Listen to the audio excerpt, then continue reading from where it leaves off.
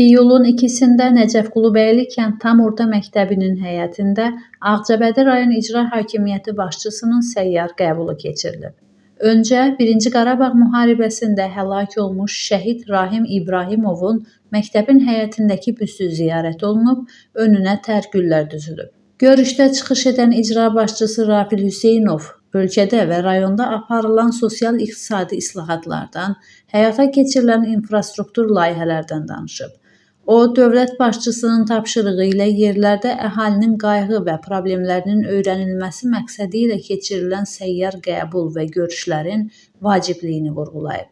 Daha sonra kənd sakinlərinin müraciətləri dinlənilib. Çıxış edənlər əsasən kənd daxili yolların asfaltlanması, elektrik təchizatının yaxşılaşdırılması, meliorativ tədbirlərin aparılması və digər sosial məsələlərlə bağlı mövcud çətinlikləri diqqətə çatdırıblar. İcra başçısı hər bir məsələyə ayrı-ayrılıqda münasibət bildirib, müraciətlərin bir qismi yerindəcə həllini tapıb, digərləri isə nəzarətə götürülərək aidiyyəti üzrə tapşırıqlar verilib.